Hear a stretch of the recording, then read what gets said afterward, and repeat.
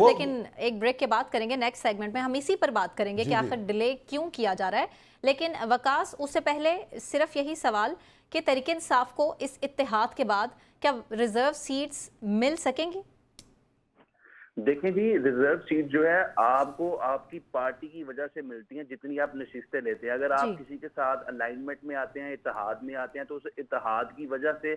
आपकी reserve seats आपको नहीं दी जा सकती। दो बुनियादी कानूनी नुक्ते हैं। एक नुक्ता ये कि पीटीआई से सिंबल तो उनका ले लिया गया, बैट पे तो वो कंटेस्ट नहीं कर सके बल्ले के निशान के ऊपर, लेकिन क्या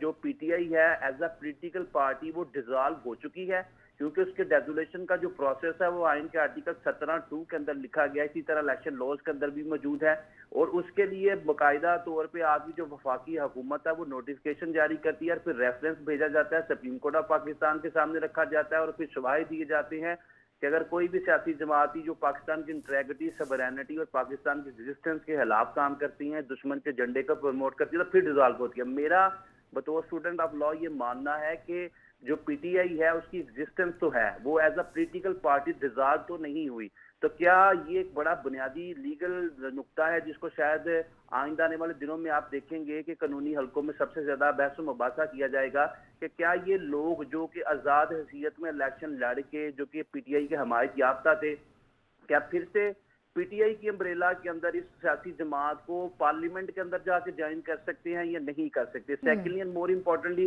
निशाद साहब की बात से मैं एग्री करूंगा कि जब एक लिस्ट दे दी जाती है महसूस नशिस्तों के हवाले से, चाहे वो हवातीन की हो चाहे अक़लीतों की हो, जो जमात देती है उसी जमात को दी जाएंगी। लिहाजा अगर ये जितने भी मेंबर्स हैं किसी दूसरी पॉलिटिकल पार्टी को ज्वाइन करते हैं, अभी तो इंडिपेंडेंट कैपेसिटी के अंदर लड़े हैं, किसी भी जमात की हमायत तो हो सकती है, लेकिन लीगली तो वो बाउंड नहीं है कि वो किसी जमात को ज्वाइन नहीं कर सकते। वो इलाकी तौर पे तो आप उनको कोई धमकी दे सकते हैं, जिस तरह हमने देखा कि इनके घरों को जला दे, खुदा ना हादसा, ये जो पिछले दिनों में हमने चीजें सुनी। मैं ये समझता हूँ कि वो सुन्नी जमात के साथ या किसी भी जमात के साथ उसको ज्वाइन कर लेते हैं, तो वो जमात जिसको वो ज्वाइन करते हैं उनकी जो रिजर्व सीट्स हैं जो उन्होंने नाम दिए थे अक़लियतों की सीट्स के हवाले से या खवातीन की सीट्स के हवाले से, वो उनको नशिस्तें दी जाएंगी, पीटीआई को नहीं नशिस्तें दी जाएंगी। लिहाजा ये दोनों जो लीगल नुक्ते हैं, कानूनी नुक्ते हैं, पॉइंट्स हैं,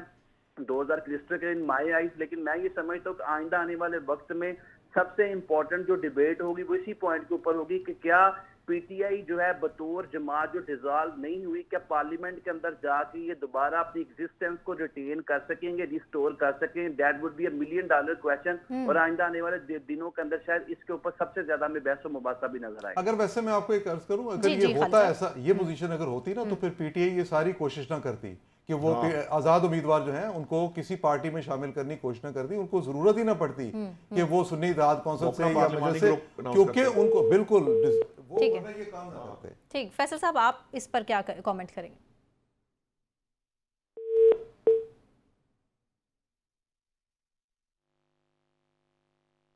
चेयरमैन का ये कहना था कि उनकी वही पॉलिसी होगी और वो उन्होंने वाज़े तौर पे किया कि जो पीटीआई के बानी हैं उनकी जो पॉलिसियां हैं, उनके जो अहकामात हैं, हम उनको जो है फॉलो करेंगे और उसके अलावा हट के नहीं चलेंगे। तो इसीलिए जो इनके लिए एक म्यूचुअली अंडरस्टैंडिंग हुई है और जाहिर सी बात है ये जो है सिर्फ ज़बानी नहीं होगी, तहरीरी भी होगी। तो इसीलिए जो है वो पीटीआई के आज़ाद अरकान जो है वो सुन्नी इत्तेहाद कौंसिल में शामिल हो रहे हैं। यहाँ पर वही मखसूस सीटों की मसला पड़ेगा कि इलेक्शन कमीशन इस बारे में क्या फैसला करता है कि मखसूस नशिस्तें जो है वो दी जाएंगी, इसलिए कि पहले जो है वो फहरिस्त दी जाती है। साबिक जो सेक्रेटरी इलेक्शन कमीशन थे वो उनसे बात हुई थी तो उनका ये कहना था कि वो अपडेट हो सकती है, लेकिन अब ये चीज़ सामने आ रही है कि ऐसा नहीं हो सकता। पहले से जो लिस्ट जमा करवाई जाती है उसी पर जो है वो फैसले होते हैं। तो ये फिर एक और मज़ीद बहरान आएगा कि मखसूस नशिस्तें जिसके लिए पीटीआई ये तमाम चीज़ें कर रही है उस पर जो है वो